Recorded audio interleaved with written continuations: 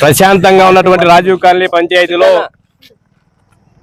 ఎన్నడూ లేనటువంటి విషపూరితమైన అప్రజాస్వామిక వాతావరణం నెలకొన్నటువంటి పరిస్థితి ఈరోజు రాజీవ్ కాలనీలో గత ప్రభుత్వంలో అనంత వెంకటరామరెడ్డి గారి ఎమ్మెల్యే గారి నాయకత్వంలో రాజీవ్ కాలనీ జగనన్న వారిది 3,36,00,000 రూపాయలతో ఏర్పాటు చేసినటువంటి బ్రిడ్జికి సంబంధించిన శిలాఫలకాన్ని ఈ యొక్క రాత్రి దుండగులు ధ్వంసం చేయడాన్ని వైఎస్ఆర్ పార్టీ రాజీవ్ కాలనీ తరపున అదేవిధంగా వైఎస్ఆర్ పార్టీ ఎస్సీసీల తరపున కూడా ఖండిస్తా ఉన్నాం.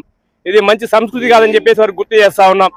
రాజకీయాలలో ఎన్నికలన్నాక గెలుపోవటము సహజం. ఓడిపోయినంత మాత్రాన సన్యాసం తీసుకోలేదు ఇక్కడ. అదేవిధంగా గెలిచినంత మాత్రాన ఇళ్ళడుకుతానే పండగ కాదు. ఈ యొక్క వాతావరణం ప్రజాస్వామ్యమైన వాతావరణంలో ధ్వంసం చేయనటువంటి వాటిని ఎవరు కూడా ఖండించరు, ప్రజలు కూడా స్వాగతించరు. అదేవిధంగా గత ప్రభుత్వంలో రాజీవ్ కాలనీలో 40 కోట్ల రూపాయలతో ఎక్కడ కూడా సందు లేకుండా సీసీ రోడ్లు కానీ మిగతా రోడ్లు కానీ 40 కోట్ల రూపాయలతో ఏకంగా ఏర్పాటు చేసినటువంటి ఘనత అనంత వెంకటరామరెడ్డి గారిది.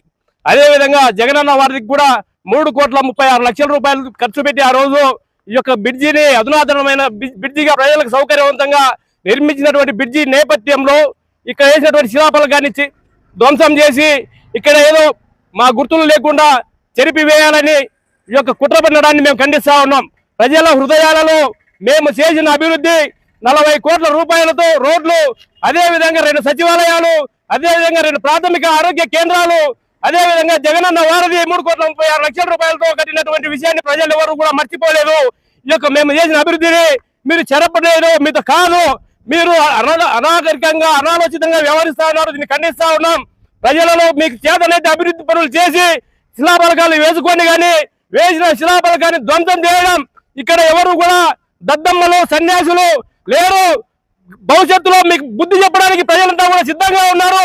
అదేవిధంగా రాజీవ్ కాలనీ వైఎస్ఆర్ పార్టీ తరఫున ఏ రకమైన పోరాటానికైనా మేము సిద్ధంగా ఉన్నామని చెప్పేసి ఈ యొక్క శిలాఫలకం పైన వెనకల ఉన్నటువంటి దుండగుల పైన చర్యలు తీసుకోవాలి, ఎటువంటి వారిపైన విచారణ చేసి చర్యలు తీసుకోవాలని చెప్పేసి మేము డిమాండ్ చేస్తా ఉన్నాం.